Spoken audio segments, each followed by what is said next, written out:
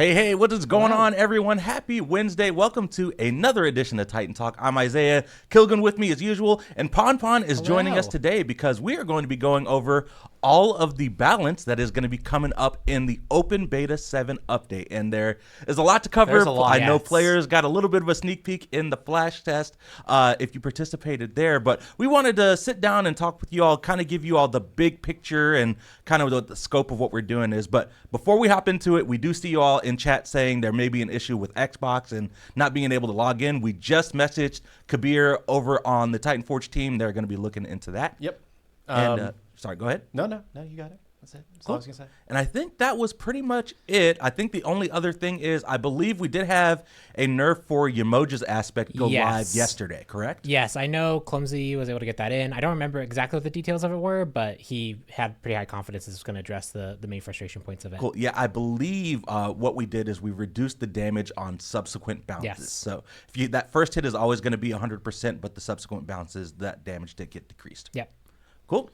All right, well, shall we get into the nitty gritty because we do have a big topic to go over. Pon, I'm going to defer to you. Tell us, we're going to start off with items today, chat, just because that's where the bulk of the changes are going to be in this update. And this is going to be the first update in kind of a multi-patch arc of item changes that we're doing. So Pon, get us into it. Yeah, so to take it from the top, OB7 is going to be kind of about us addressing the overall item, like power of items as a whole, as a concept, right? We want to make sure that we have a very solid baseline because in OB8, we're going to start specializing items a lot more aggressively. So things that are supposed to be meant for tank shredding will be really, really, really good at that, but they'll have less base stats to compensate, or they'll have other trade-offs. There'll still be items that are meant for like the early game buys that are meant to be pretty good, solid items that you just kind of pick up because they're good. But when you want the specialization items, you want to make sure that those are really clear. Like you have to be really building into a playstyle or countering a specific thing. Yeah. And if we don't do this OB7 kind of reset that we're going to discuss, it's going to create some balance problems that we're going to have with trying to do that.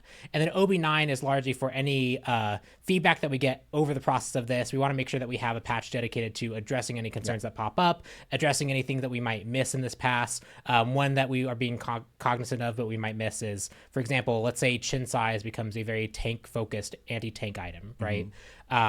Well, now on-hit builds are missing a core piece of their on-hit build. And so we want to make sure that there is an item there to actually represent that. So that's what like OB9, OB8 will be tailoring towards. But to get into like the details of what OB7 is, because that's our first pass, we're essentially going to nerf every item by about 10 to 12%, which if every item gets nerfed this way, not that much changes in regards to the relationship of power level of item A to item B, but it does address a core balancing problem that we currently have right now. And to illustrate that, I had this in the dev notes, so I definitely say go read the dev notes as well, so you can kind of like follow through once we have dev notes out.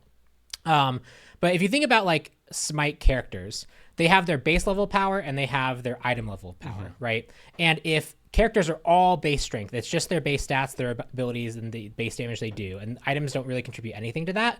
Well, characters are really defined by like whatever their kit says they can do. There's not much room for expression. There's not much room for trying to counter certain strategies, to try and push your character to do something that they might not baseline be necessarily that good at, right? There's reasons why MOBAs have items. It's for that flexibility. Yeah. But if you go to the other side of the spectrum where items are, let's say they 10x what your base character can do, right? This is obviously the extreme, but just to illustrate the point, well, now your base character doesn't really contribute meaningfully to how the character is supposed to play, and it also creates weird balance problems. And the main one I want to focus on for this one is, imagine a carry versus a carry scenario. Actually, a carry versus tank scenario, right? A tank is 10x tankier because they built tank items. The carry needs to be able to actually kill that tank. So they build a whole bunch of things to kill tanks. The items for these to be able to do that have to be very, very, very powerful. And the second a carry sees another carry, the act of looking at them immediately causes both of them to explode, right? And that's a very difficult problem to solve. It's why, like, for example, if we were to try and resolve that by saying, well, we're going to increase pen over here, we're going to lower a whole bunch of base stats, you don't really address it, and you very quickly create tank metas or meta. Like it's one of those things where like you try to address one part of the curve, and it addresses the whole game in a way that is really hard to balance. Yeah. So the goal, Oh, sorry. No, I was just gonna say like we were in a situation where it's like we could keep trying to band-aid a solution, or we could go back, we could fix what we saw as the core underlying problem, and then move forward from there. Yeah. Yes. And so Smite 2 also has a unique problem set where we have a 7th item slot entirely, right? We move starters over to a 7th item slot, so now you can actually build 6 items. So the amount of just item power from that alone was really high. And when we first started Smite 2, we had kind of a power budget in mind, but that power budget has crept up over time due to really fast balancing passes, just trying to make sure that things felt like they were interesting and engaging. Even just things like we don't necessarily know at the start of Smite 2, we didn't know how impactful active items would be. Correct, How much power budget should you budget for an item that has a 90-second cooldown?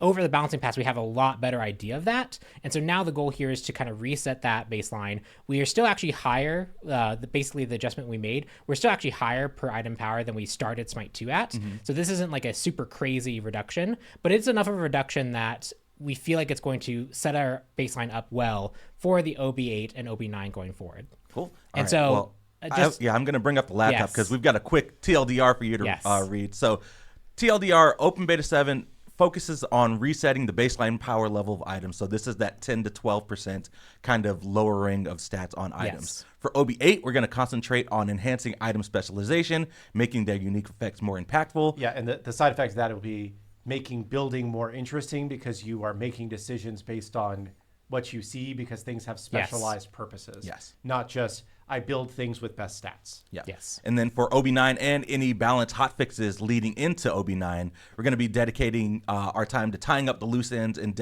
addressing any issues that arise from kind of these broad, high-level changes. Yep. And so I think the thing that, and just so people are clear kind of what we're expecting, so that if we ship this and it's not meeting that expectation, people can kind of know what to look for. Our goal is that in general, carry versus tank should feel pretty similar, right? Tanks lost a certain amount of stats from their items that make them tanky. Carriers lost a certain amount of DPS.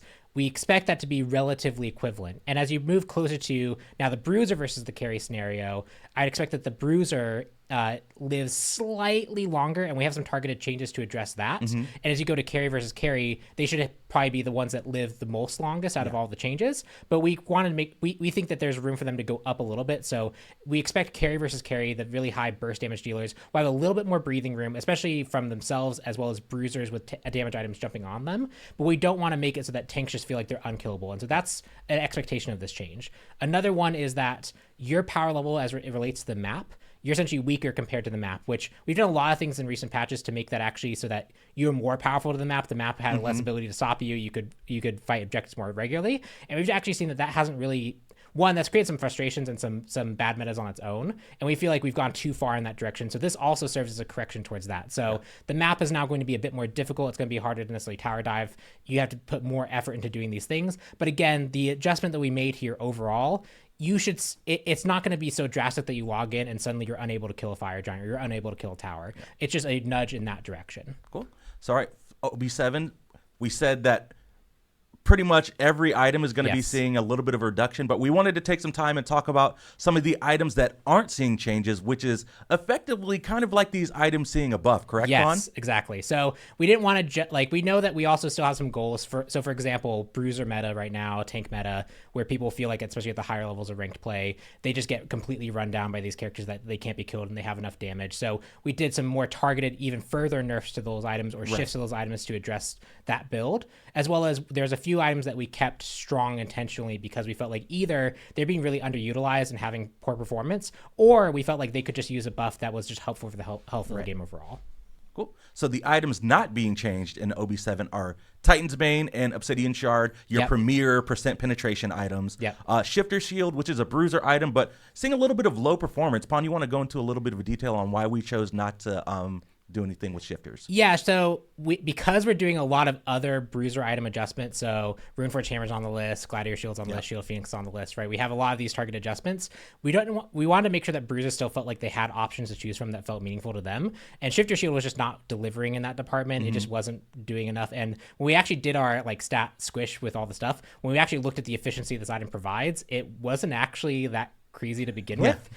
So we felt like this was and we saw in the stats too that bared out as like it wasn't really performing that well. People really weren't utilizing it. So we felt like that could be fine. And then Totem of Death is the other kind of penetration item for more of the ability casters that can apply a whole bunch of ability stacks. We felt like that in particular felt like it could use a buff because generally if you were a mage, you probably just built Obsidian Shard and called it a day. But there's definitely some mages who could use Totem of Death better, and we felt like that could use a buff. Cool.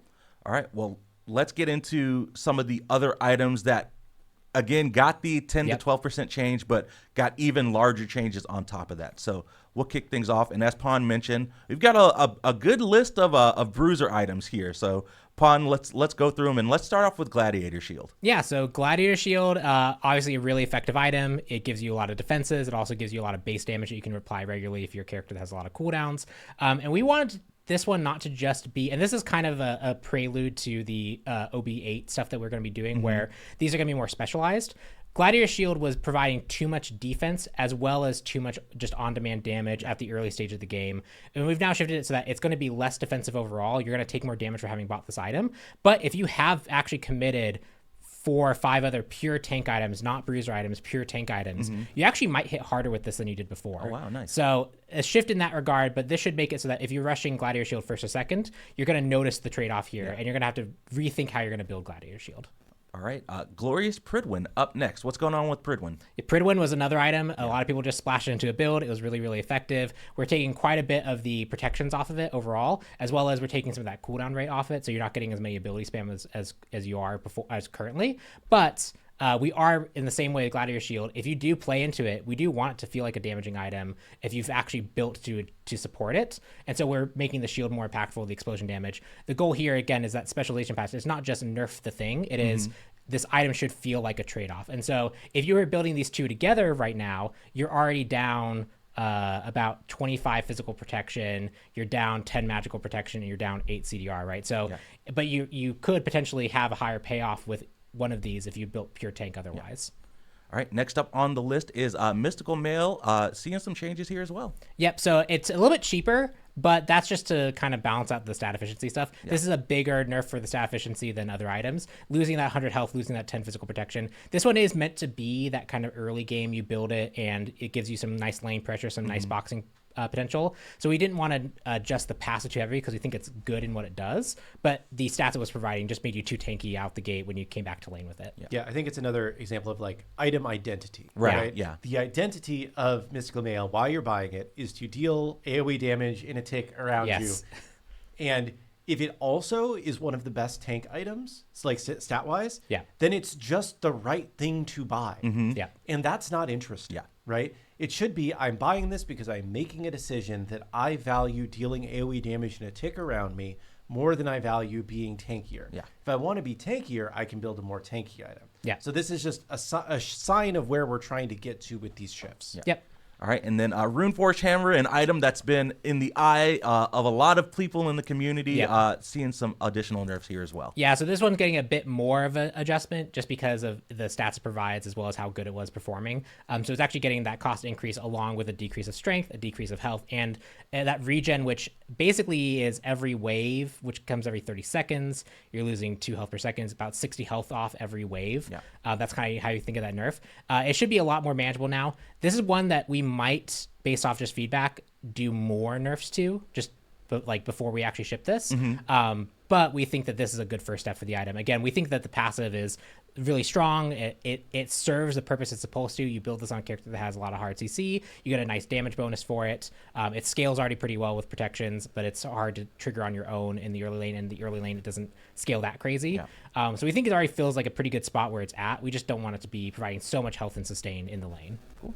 All right, moving right along, Shield of the Phoenix up next, and Voidstone, which you may recognize or see that the counterpart to Voidstone isn't on this list. So let's start with Shield of the Phoenix first, and then we can talk about Voidstone. Yeah, so Shield of the Phoenix, again, it's a very similar story. It provided too much health and physical protection on its own right, but we want to make sure that if you are building this, you can actually play into it more with like buying a whole bunch of high health items, right? If you go like a Amanita Charm, Yogis, and then you build this, and you've built a lot of health, or you're just a character that has higher health in general, this should feel more impactful for having gone that route.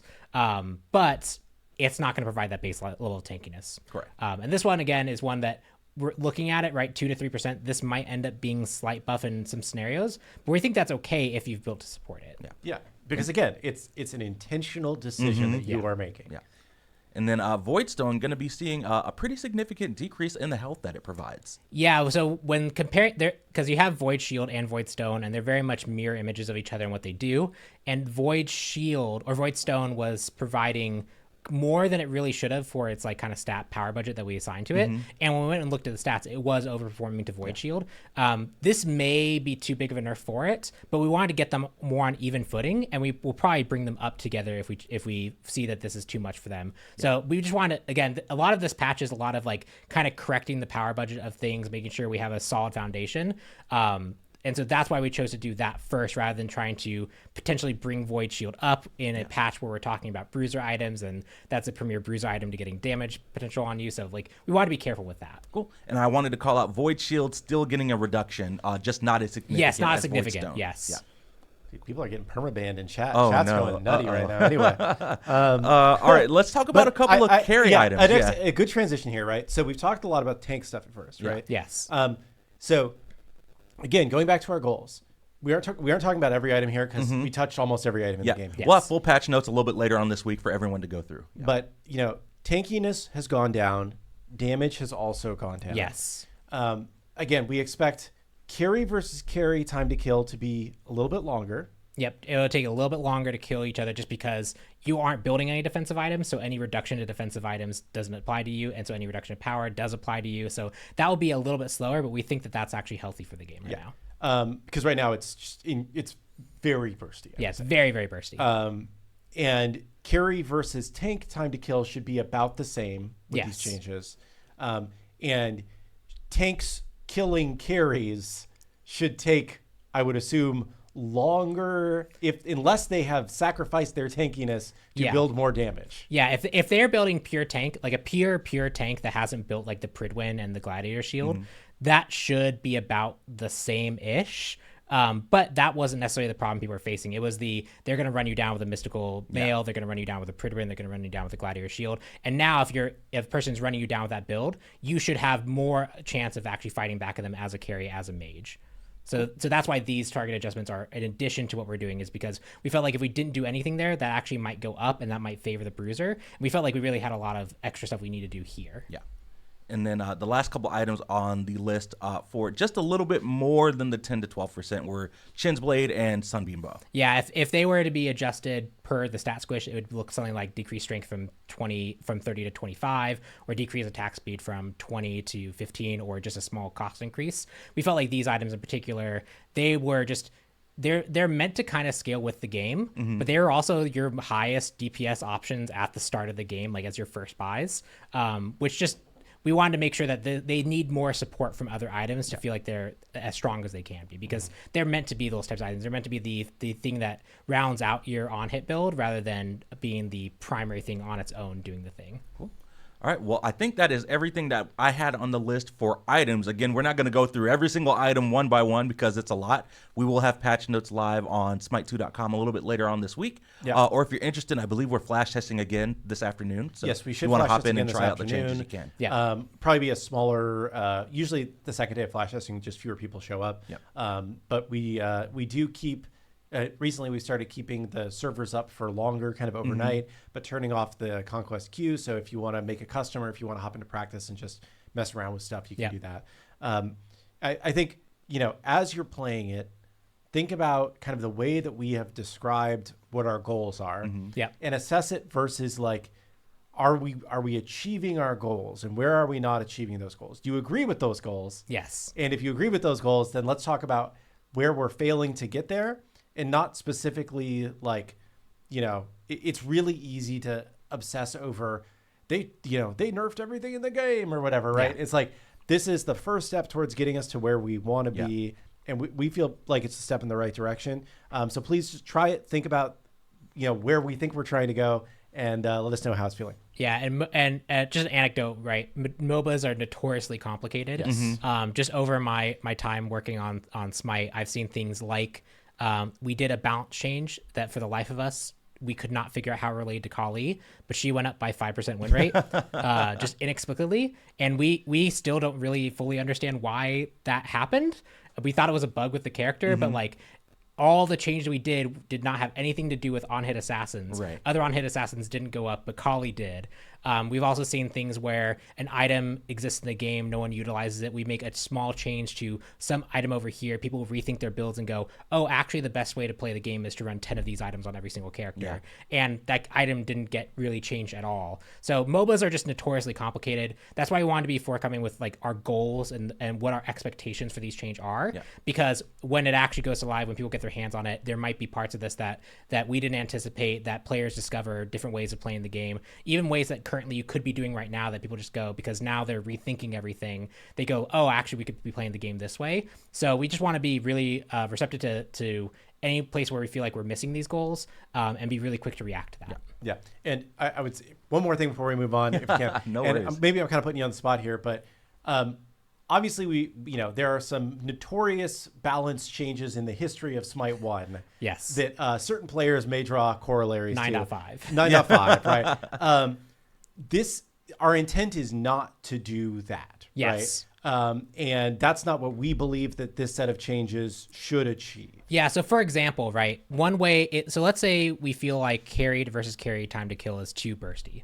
A way to resolve that could be everyone gets 10 prots, right? And that would largely resolve it, but those prots benefit tanks more. And that's how those types of adjustments can cascade and be like, well, now the game's a tank meta because this change that was targeted towards this specific aspect. That's why this change is done the way it is rather than just buffing like potentially squishy tankiness. By reducing the overall power of items, we've very specifically targeted the carry versus carry dynamic, because the only decrease they're feeling is the damage versus each other, whereas when they go to fight a tank, that tank also came down as well. So that's why we're trying this approach versus a lot of other approaches, and that's why sometimes when you see us do things like pen's too strong in this patch, we're going to reduce pen, you can very quickly swing the game one way or the other really heavily. Yep. Because those are very global adjustments that affect they affect how every single class interacts with every single class in a way that's a lot more difficult to control. That's why we want to do this approach, because we think it's more narrow in its scope that it's doing, and it's also setting us up for just overall game health. Cool. All right, well, that is up for items, but shall we talk about a relic, gentlemen? I have on the screen here. I'll bring it up, but let's kind of talk about our next steps for Blink, what we're planning after all the testing that we've been doing. Yeah, so the current next step for Blink is we're going to decrease the cooldown from 210 to 180. We agree that the cooldown is too long. Yeah. And we also want to give it some extra bonus incentive for you to be aggressive with it that further reduces the cooldown. So the goal here is if you get a kill or you attack a god within 4 seconds of blinking, you'll get another 30 seconds off of this.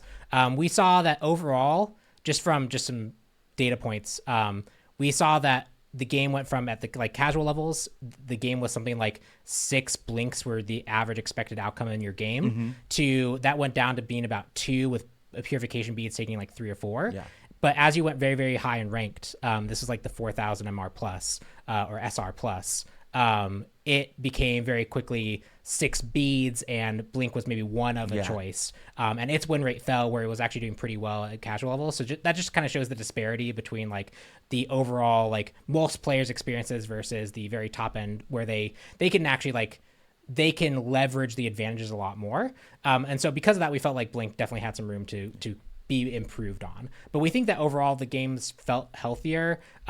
People still are using Combat Blink to be able to engage with things the way that they want to, but people aren't just immediately fleeing fights with it for free. Right. There's more counterplay to it. So we're probably going to sit here for a while. That doesn't mean we won't ever revisit it again, but we think that we're actually at a point where we could sit on this for potentially a few weeks at this point and see how the game feels over a much longer period of time, because this will be a good spot for it to be. Cool. So a couple questions from chat real quick. Just to confirm, this is not Combat Blink. This is Blink with the same rules of out of Combat Blink. Yes. If you kill multiple people, is it reduced by 30 seconds multiple time? One time. And then there's people are questioning the wording of basic attack or kill. Yes. Is that intended? Are we supposed to, or use an ability, or is it? So actually, I think the way I've implemented it, which we should just go update the wording, is on damage. On damage or kill. Cool. Okay. And the kill clause is really there for like the the cases where like the tower sniped it from you, right? Yeah. Like technically to get a kill, you're gonna have to hit with an ability, so that felt like a weird clause, but it's there because towers can get the kill. Yeah. And does like this is my ignorance. Like if executes count as damage, so I guess that would. Yes. Okay, so that works too. Sweet. Yeah. Cool. All right. Well, let's get into God balance, shall we? Yeah. First up, we have some exciting stuff here. We've got Merlin kind of performing on the lower end since its release. So he's going to be seeing a round of buffs here to a few abilities. His Arcane 1 and Arcane 2 going to be seeing some increase in damage. His Radiate, which is a fire one, also going to be seeing a damage increase. And then Blizzard, we're going to be increasing the deployment range of the ability. Yeah, so for everything that's the damage adjustments, he was just underperforming. We saw that, especially as the time went on, he was falling lower and lower. People were remembering how to play against Merlin, and the people who were learning to play as Merlin, getting familiar with that muscle memory again, they weren't really catching up. So we just felt like he needed a buff. Yeah. But the Blizzard change is actually just a Smite 1 parity miss. You couldn't deploy it as far as intended. So that should just make his combos feel more natural. And this is in addition to some other changes we made over hot fixes that made so that some ability feedback, some post-fire timing's got adjusted as well. So he should feel in a pretty good spot after all this. Cool. All right. The next one, I believe, is a big paragraph here, Pon. So Aladdin oh God, going to be seeing a large shift here. And you're the perfect person to talk to us about Aladdin and what we've got going on. Little bit of history. Aladdin, very strong. Had to be nerfed a lot of times. To the point where he's like one of the lowest performing characters in the entire game. He gets a little bit better at high rank, but he's still underperforming. Yep. But he's also a contentious ban because he warps team fights so heavily that you kind of have to respect it, especially at the high level where like that can just really immediately swing a fight. And so our goal here is to help him overall, give him some more capacity to be a threat when he comes to like poking targets and just doing some chip damage in, but make it so that the top end damage potential when he utilizes all of his genie forms is a bit lower, and then change his ultimate such that it has more upfront actual oomph behind it for the Aladdin player, but make it so that when the fight does happen, it's a much more fair fight between the players. So very quickly, Kufik Invocation, you could read most of these changes as the base version of the ability got better, but the genie version of it got a little bit worse. Either had scaling reduced or had base damage reduced, and that's across the board for all the abilities. Okay. And then into the lamp, it now actually does damage when it hits the target. It just can't do damage below the health that you would restore your target to, because when you ult someone who's at like 10% health, they'll heal up to 50%.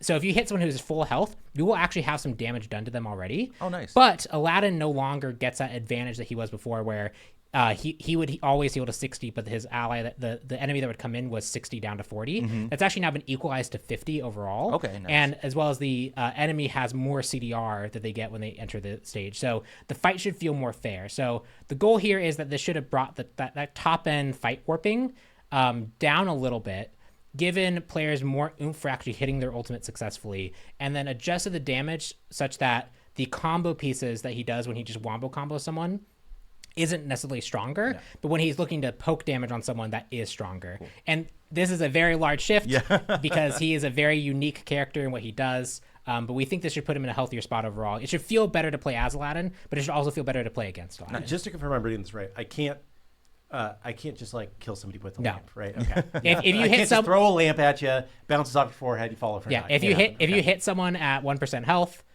you'll deal 0 damage. I think you'll actually see the damage number pop up. It just won't actually deal that damage. All right, next up, we've got another all-new Smite 2 goddess, Hecate, going to be seeing some buffs here. Triplicate form, we're going to be increasing the damage. Repel magic, we're going to be increasing the magical shield. And then Open the Gates, the ultimate, we're going to be increasing the damage on that ability as well. Yep, Hecate, again, just kind of underperforming across the board. She felt like we could do some buffs here. It's notable that we also made sure to avoid buffing or changing the 2, because while she is underperforming in like Conquest, in the arenas and the assaults and the joust, the aspect version of it's very, very strong. And so we wanted to make sure that what we were providing was largely buffs to her outside of Conquest, and we didn't want to address the 2 too much. That's something we'll probably look at going forward. But for this pass, we wanted to make sure that we weren't buffing that part of her kit. All right, next up is Bacchus, going to be seeing some buffs here to Chug and Belly Flop. Chug going to be seeing decreased cooldown and increased protection scaling. And then Belly Flop, we're going to be increasing the damage. And then Bacchus now applies a longer duration slow if targets were successfully knocked up. Yeah, so Chug, obviously, just having lower cooldown means you heal more often. You can maintain your drunkenness. You can get access to the in-hand bonus damage more regularly. Belly Flop, more higher base damage is more threatening. And that last note is actually a parity change that largely mirrors what happens in Smite. Okay, nice. Because in Smite 1, it's when they land, they get a 2-second slow. In Smite, it was when you get hit, you were getting the slow, which means that whole air time that you had was basically eating the slow. Right. So now when you land from the knockup, you'll have essentially 2 seconds remaining. And if you didn't get knocked up, you'll have 2 seconds. Cool. All right, next up on the list, Vulcan. Big changes to Vulcan, right? Some spicy changes here. So, Master Craftsman, we're going to be making some changes to a couple of the mods. The Efficiency mod set, this mod now provides 5 intelligence plus 1 per level, in addition to the CDR bonus. And then the Seismic mod is now going to cause Earthshaker to knock up enemies in addition to the Tremble effect. And then Backfire, just increasing the damage on the ability. Yep, for the passive, it's the pieces that weren't really being utilized, weren't getting that much effectiveness. We just want to make sure that feels strong so all the playstyles of Vulcan are supported. I know people like see Vulcan buffs and go like, why are we buffing him again? But we wanted to make sure that how you choose to play Vulcan, each of those feels pretty good. And then he did have a little room to come up that we've just seen over letting him rest for over his last balance changes, where we just felt like he could get a little bit of extra damage on his backfire. Why does Kabrakan say small buff? Yeah, all the other ones just say buff. Because when I'm writing the notes, sometimes I write small, sometimes I don't. No, that's good. Aladdin got a large shift. Yeah, that did match the definition of large shift. Let's talk about Kabrakan, though. So Shadow Zone now provides Kabrakan an additional 1% damage mitigation for every 100 protection from items. And then Refraction Shield, we're going to be the enhanced refraction shield now also restores 1% maximum health in addition to the base amount. Yep. This change is really focused on making tank Kabrakan feel better. We think that the offensive, especially the Pendulum Blade Kabrakan build, where you get a lot of resets, we feel like that one's actually doing pretty well now that we've buffed a lot of the scaling on it. But the tank version of Kabrakan just doesn't feel as impactful. And so giving him extra mitigations from his Aura Zone when he builds protections and making it so that when you do build those health items, you're getting more heal from it. That's going to more affect that tank side of Kabrakan, which we feel like he needed help in. All right, moving along to Rom. Rolling Assault going to be increasing the bonus damage, and then Astral Barrage, the ultimate, going to be increasing the damage. Yep, another case of a character we feel like is just kind of underperforming. He's settled. He's a little bit of love. Yeah, he before his aspect version was actually doing pretty good, but since then we've kind of seen that fall off. So we just felt like Rom, both aspect and unaspect, could use a buff here. Yeah, cool. All right, here's a fun one. Pele going to be seeing a little bit of a shift in Open Beta 7. So Eruption, we're going to be removing the dash when used while Enhanced Magma Rush is active. But instead, Pele's Eruption will now always gain a burst of movement speed during the pre-fire of Eruption. And then the timing of the ability has been adjusted a little bit just to make sure that... visually it looks correct. Visually it looks different, but the ability is the same. Yes, so we got a lot of feedback that the +1s for Pele just didn't really hit the mark. A lot of times the dash that you were getting was disruptive. You might not expect it to happen. You sometimes overshot the target, and you had to kind of play strangely around it. Yeah. And we had some ideas for fixing that at the time, but when Princess Bari came out, we had this new piece of tech with this scaling movement speed, and her 3 we actually think has felt really, really good to play, right? Like it gives you that movement burst that you need, but it feels very controllable. And we're like, well, why doesn't Pele do that instead? And while we're at it, why does she have to have her 3 enhanced to do this? She might just be able to have this all the time. So we feel like this is a more fitting +1 for her. It utilizes tech that we've already kind of proved out that feels really good. She has her own custom curve for it, so it's a little bit different than Bari's, but basically when you use the ability, you're going to be able to cover more distance all the time. And it's that kind of burst of speed that you get when you Bari 3. Cool. And then the other note is just she would jump up in the air and slam down, and then would be standing there for a little bit, and then you'd see the pulses go out, and that's going to feel more seamless. She's going to be in the air a little bit longer, but when she lands, it's going to have the visual come out. So that's just more of a fix for the feel of the ability. Yeah. The actual timing hasn't changed at all. Cool. Well, we will hop in game and show this off in just a little bit. We'll go over the balance changes, but there's something else new that's pretty cool that we wanted to show off too. But let's get through the balance changes first, then we'll load up in game. So the Morgan up next, going to be seeing a shift. So Doomsayer, the dot damage on the passive ability has changed from basic attack damage to ability damage. And then Deadly Aspects, we're going to be increasing the damage. But then Dark Omen, we're going to be decreasing the minion damage, but increasing the initial damage scaling and the mark scaling. Yeah, so we wanted to buff Morgan a while ago, but one aspect of her that was really, really impressive was just the wave clear, especially with the passive being a dot that could trigger the minion execute. It made that she was like really, really good at pressuring out stuff. But we saw that her more mage style, her more assassin style of play just didn't have the oomph behind it that it did before. So this shift is very much targeted towards weakening the wave clear portion of it. It being ability damage means that it won't trigger that minion execute anymore. Okay. So that's just gone. Yeah, that's a big change. Hidden nerf, I guess. Yes. Yeah, that one doesn't, you don't really feel the impact of that unless you know exactly why we did it. But to compensate, her deadly aspects is more powerful, and her scaling on her 2 is much more impactful. Cool.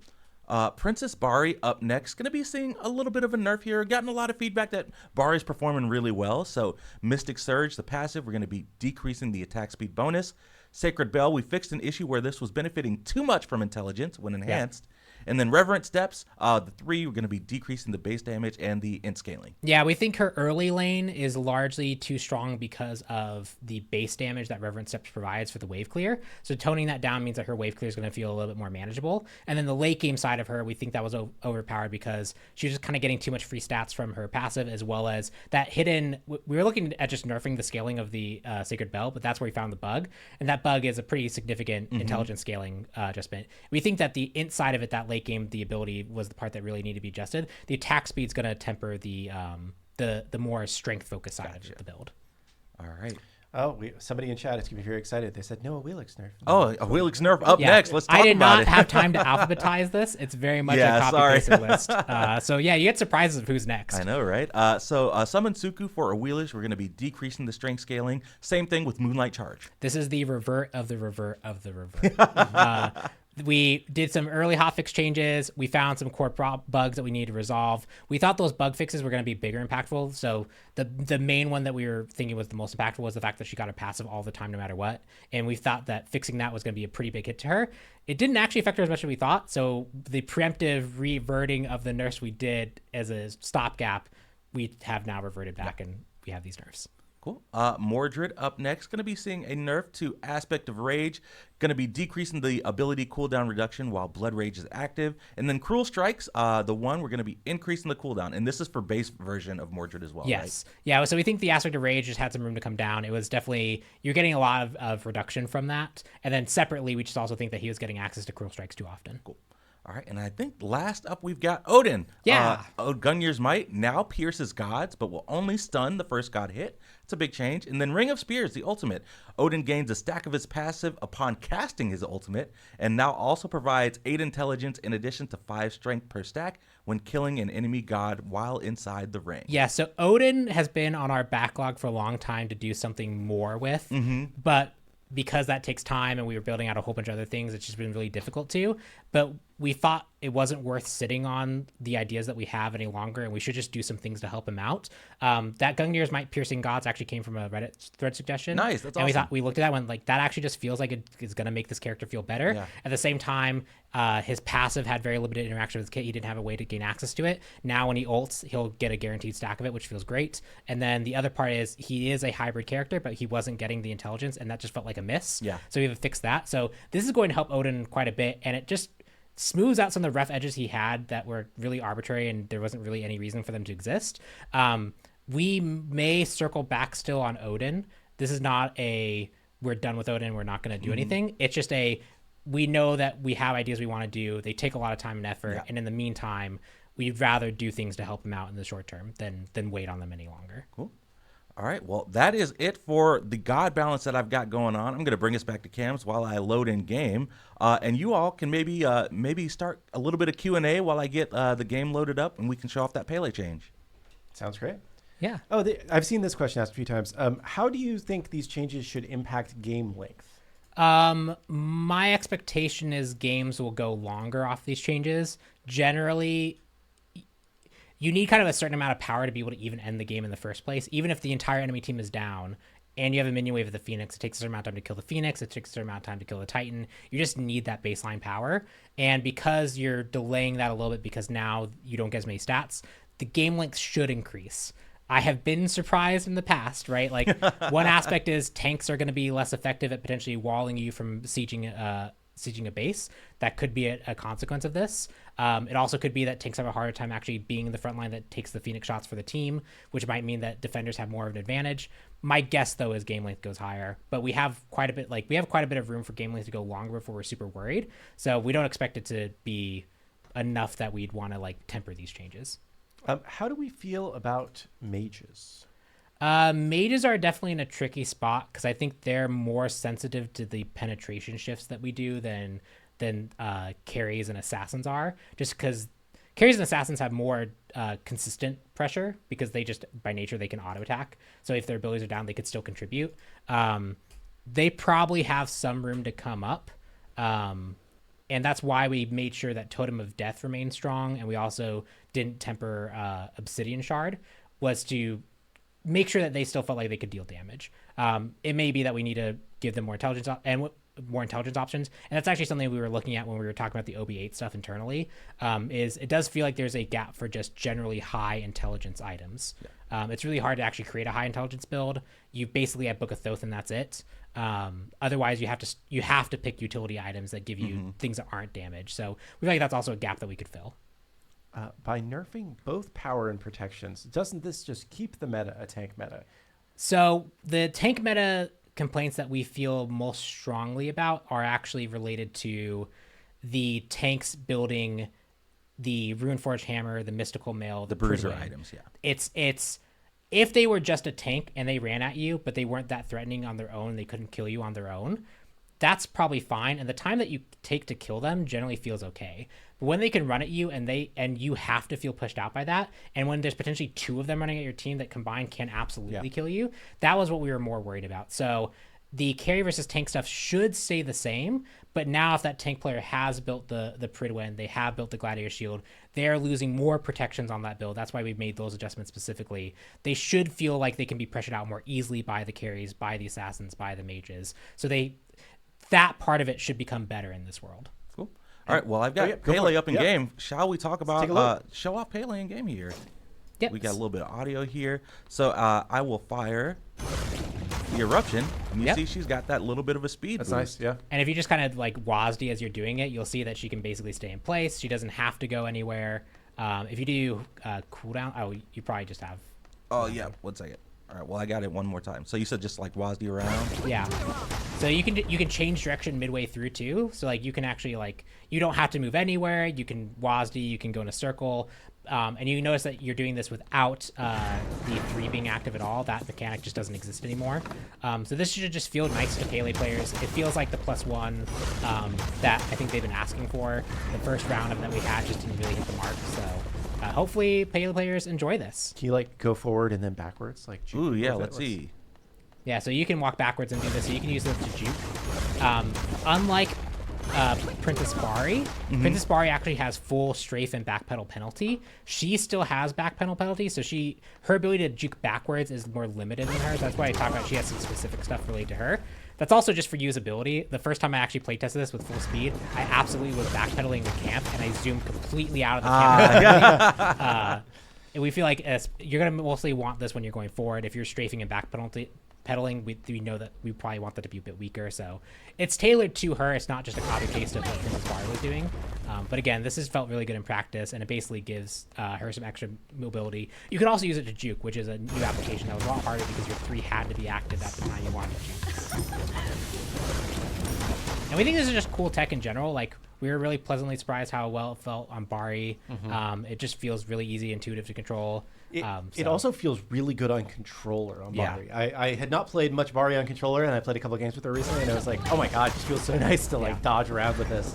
It's definitely a cool piece of tech. Sweet. And speaking of another cool piece of tech, something that I didn't even know was in the update, but I happened to pop into somebody's stream last night, and I noticed, and I was like, wait, is this coming in the next update? But, we should have probably talked about this on Monday. Yeah, I know. But we're going to talk about it now. So, we've gotten a lot of feedback just about how apparent and how much stress is on the consumable slot in the jungle. So, as you can see, I've got a couple potions purchased, and I just killed the Cyclops camp. But I want this ward. I don't want both potions, so I'm just going to pick this up. Oh, what's this? Pon, what's going on? The mana potion you can now drop. So we basically wanted some way for while you're out in the jungle. It feels really bad to like just drop, like to consume your potion for no reason. So we felt like this swap solution worked really well. It just allows you to pick what you want, you drop it on the ground. Anyone on your team can pick it up too. So you can really actually do some things like, hey, mid laner, I just dropped a multi-pot because I don't need it anymore. I'm going to go buy this and ward somewhere. You can share it with them. You can also do things like, and this is what I generally do because when I'm jungling, this is what generally happens is I pick up I buy like health potion, multi-potion. I then get the Cyclops award. I go ward somewhere aggressively I want to. And as I'm circling back to go kill like the back harpies or go across the lane behind the tower, I will re-pick up my potion. And so, that's cool. Yeah. And this also sets up some nice tech for us because we had some early versions of wanting like potentially these to go back to like a base location so that anything that dropped on the map, people from your team could easily pick up. But we needed some generic drop for these because not everything was going to have a 3D model made for this, like the Cyclops word were. And so this is like a generic thing. So as you swap different stuff, if it has a model, we'll use it. If it doesn't have a model, it will do that little gold plaque with the item. But we just think this is a nice quality of life improvement. It doesn't solve every problem, but incremental steps to improve things. And it just felt good. A couple questions. Does it automatically swaps with your slot 2? So it will try slot 2 first. Then it will try slot 1 if you have something that's not droppable.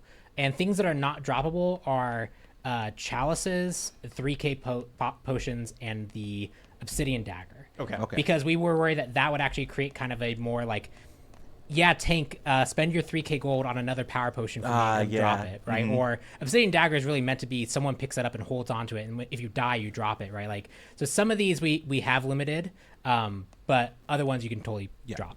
And can enemies pick up these things that we drop, or is it just your own team? Enemies cannot pick it up, just your own team. And if you don't have something else, like, do you have to pick something else up to drop something? Can I just say, I just want to drop this potion for somebody? No, you have to have a full inventory slot and you have to be able to swap it.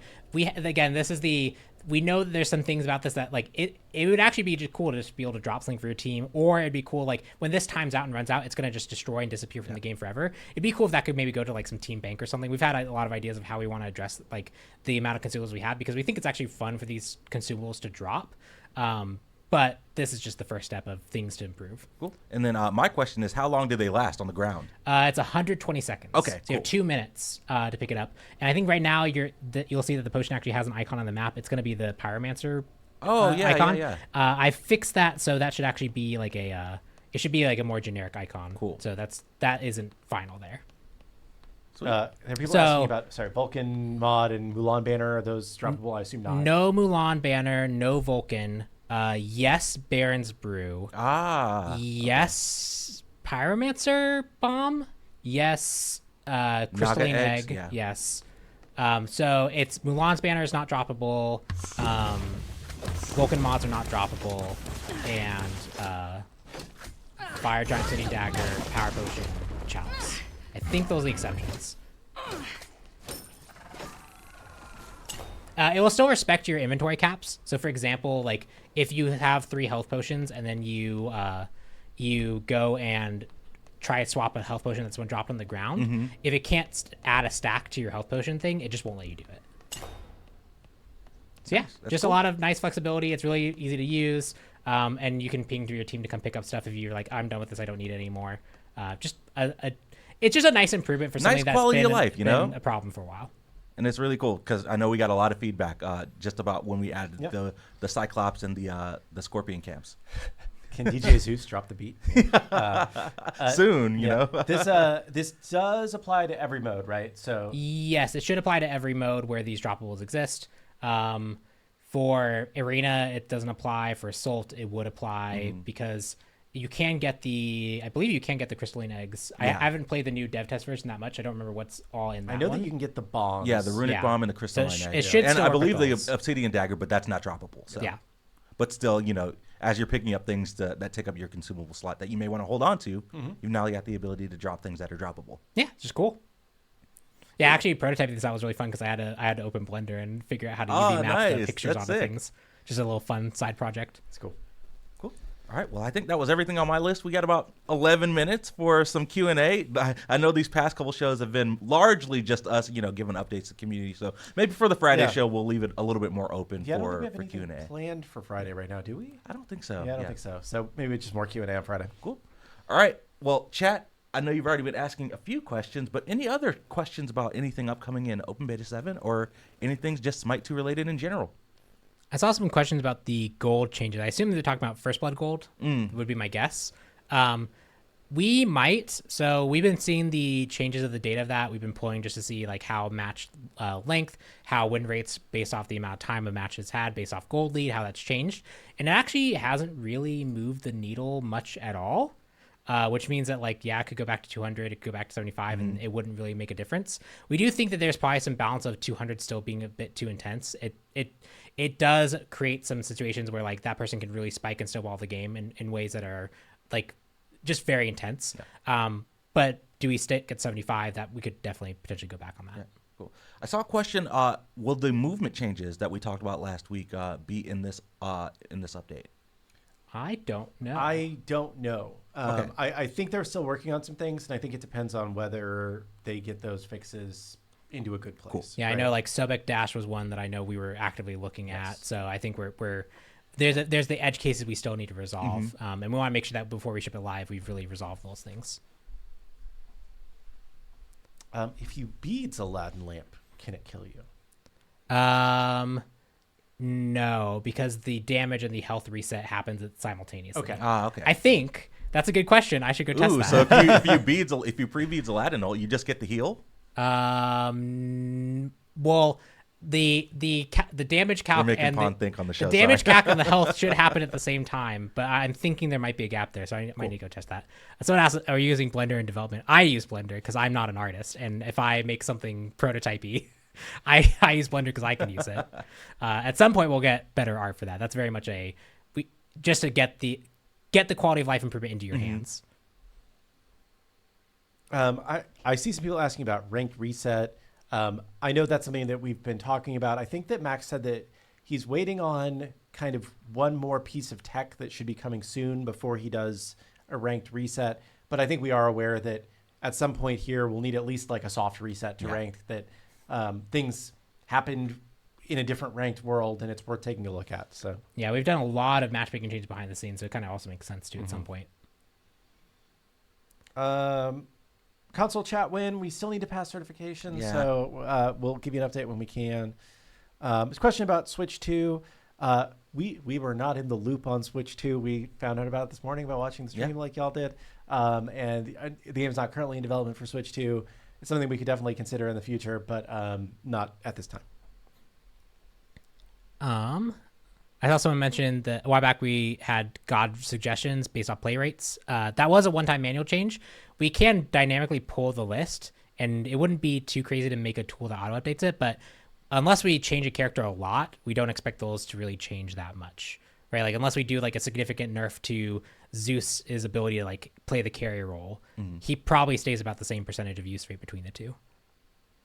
God Builder news. We're still targeting OB8, so not this next update, but the one after that for the God Builder. 2.5-ish weeks. 2.5 weeks, yeah. It could slip to the one after that. Like, we're working on it as quickly as we can.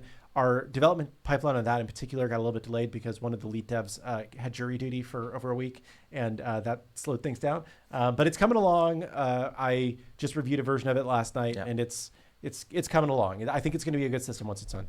It's actually really funny that happened because that was Hera's development. I was finishing up Hera, and I had a trial where I was gone for a week and a half. I remember that, And that was like right at the end when you're doing like all that final polish and like deciding everything and locking it down. I was just like, sorry guys, I have jury duty. It's always really weird.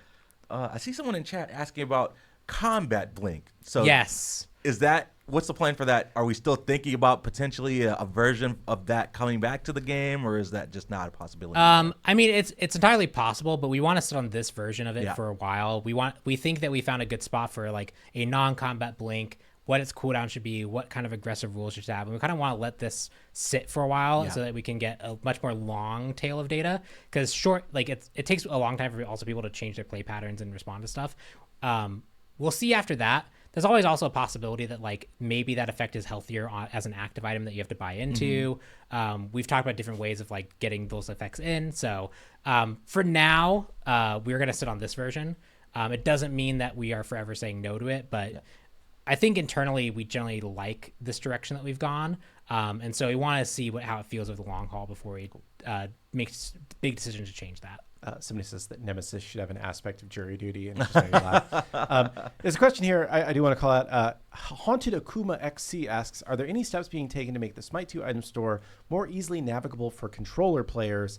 And my chat just moved, so I can't read the rest of your question. I think it says something like needing to click through like 20 different items is a lot. We think that Smite 2 console item store is pretty darn close to the Smite 1 console item store at this point in time.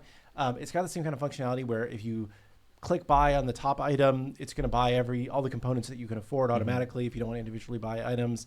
The sorting is all the same. The layout's the same. So if there are any like really specific like feelings about what is making the console item store not feel good to you, please let us know, because there are certain small things that we think we can continue to improve on. But if there's more like systemic things that you think are issues, or even small things, like we would love to hear specific feedback on the item store at this point in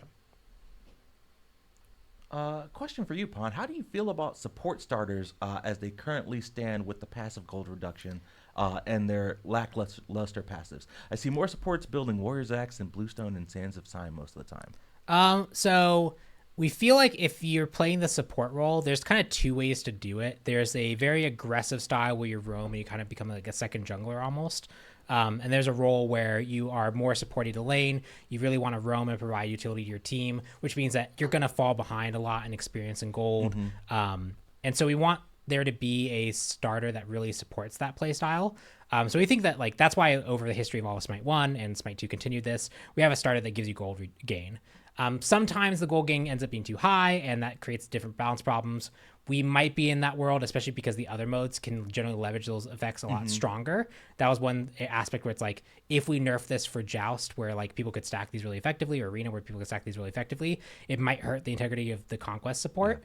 But the fact that people might want to change and flex away from that is actually interesting and cool.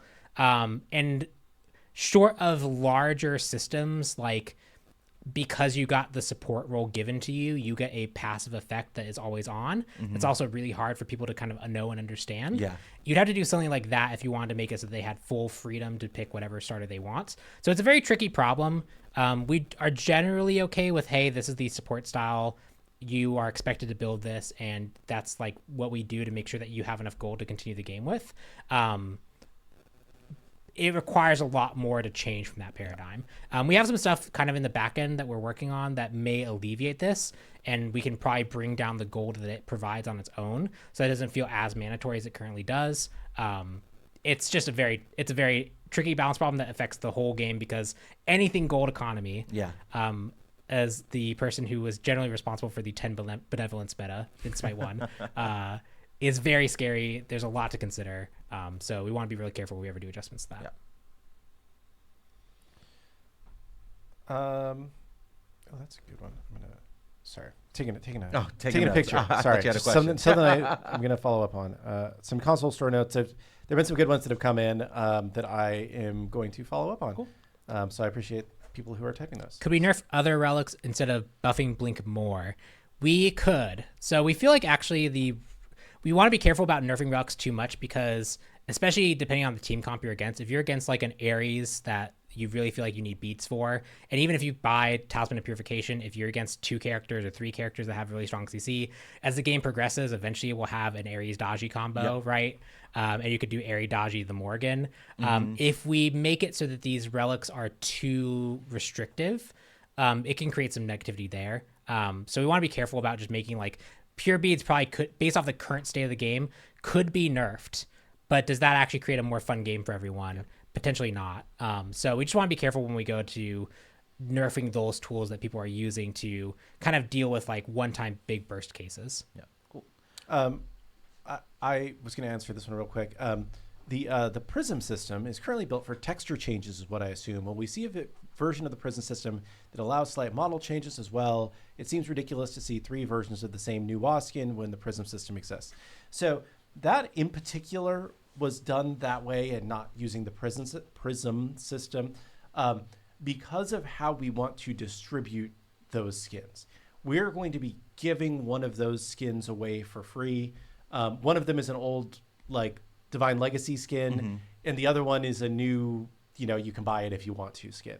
The way that the Prism system works, just technically, is that if you, what am I trying to say? You can't get a Prism for a skin unless you own the skin. Yes. Basically. So in order for us to set up a thing where we could give away this Nuwa skin separately, the new Nuwa skin, it had to be a new, different skin. Yeah. Wherever possible, we're going to make use of the Prism system. Prism system. I have that System of a Down song in my head, maybe. I don't know. Yes, the Prism system, wherever possible going forward.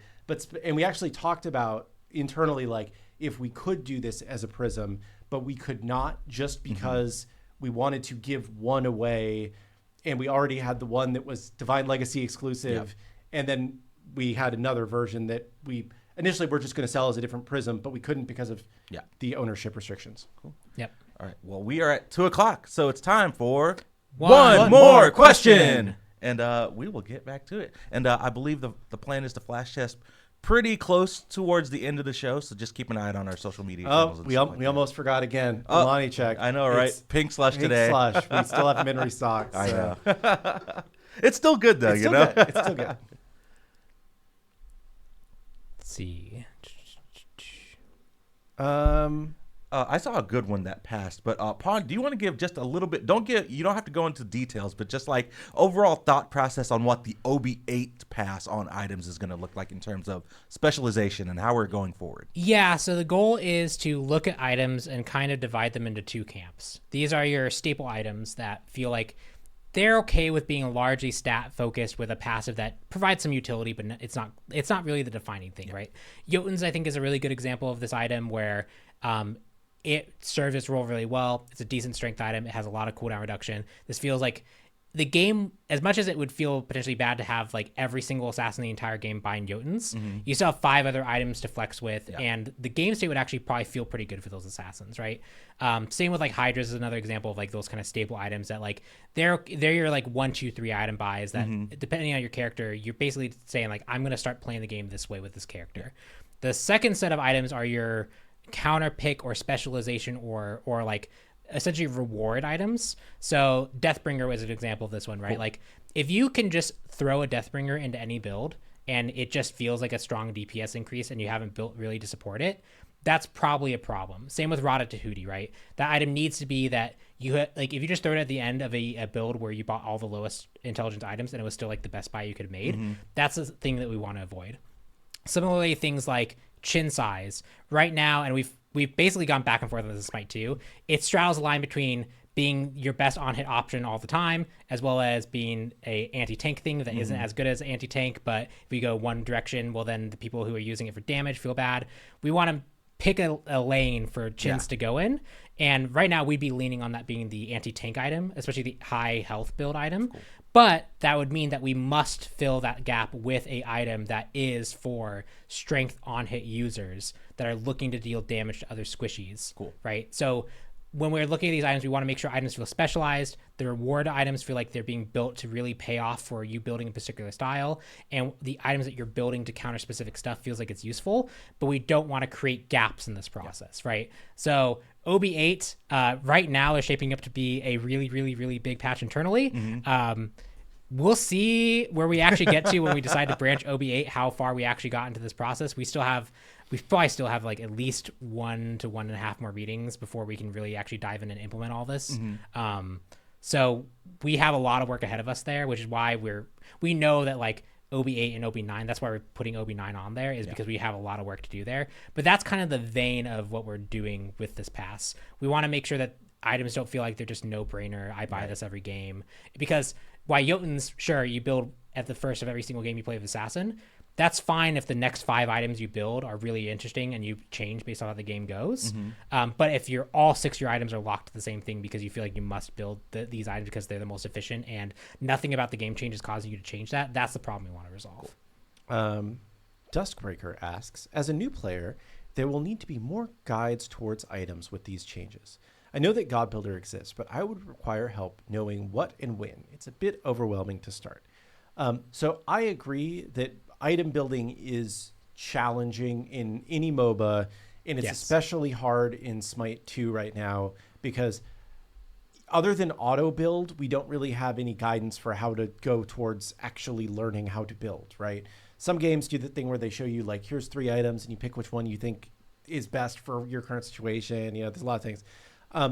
We really think that the God Builder system, when that rolls out, will be a huge help for this. I would say, and I'll talk more about that in a second. My quick aside is that for right now, a lot of our content creators are doing amazing work coming up with like build guides for every update. I know Inbound has a Google sheet that just has like, this is my recommended build for each god, and it's like, here's the 6 items in a row, and just you build those 6 items in a row, and you're gonna do okay, right? And our goal for the God Builder function is basically like, you will be able to make a build that says, here's my recommended final build, my 6 items in a row. And then here are other categories of things with some notes saying like, hey, if you want to play more of an on-hit style, build this instead. Or if you're against, healers, build this. Or it's supposed to let people create kind of like almost mini guides in game that you can then access to learn how to build and maybe how you might want to change your builds. And you can either make your own or you can look at ones that are popular in the community. And then they'll be filtered by, what aspect they're for and what god they're for and what role they're for and what mode they're for and all that kind of stuff. So this system we think will help a lot with people being able to understand building, and it will be a really big step forward. It won't be in OB7 though. So for OB7, I would recommend look at Inbound's Google Sheet, or Weekend has a website called Smite Source, something like that. There's a couple different websites out there that do have pretty decent builds, but cool. I think I need to pick one. Let's see. I know we talked about this a little bit, but the speed buff. I know all the other buff camps got art updates. Speed buff did not get one just because they already had some art and set dressing treatment. Yeah. I think the idea is that we're going to continue to look at the Conquest map as a whole and do updates over time. But we do know that, players maybe want a little bit more love on the speed camp side. Yeah, of things, I think most of our environment art I think most of our environment art resources are working more on kind of arting out the assault map right now. Oh, nice. Cool. Again, not like a whole new art set, but just making it look good with the new layout. And we're continuing to evolve that layout a little bit based on the feedback that you guys have been giving us. But I think that's where most of the environment art work is going just right now. Doesn't mean we're not going to go back to update more Conquest stuff, but I think that'll be the next major environment art update that you probably see ship. All right. Well, Kilgoon, Pon, thanks so much for joining for another edition of Titan Talk. Lots of really great stuff coming in OB7. So, chat, if you want to hop in, make sure to keep an eye out for the next flash test for OB7. Try out all the item changes, all the god balance changes. Try out swapping some consumables in the Conquest map. Have a lot of fun with it. Leave us your feedback. But until then, we will see you all on Friday for our last Titan Talk of the week. And I hope everyone has a great rest of the day. Peace. Later.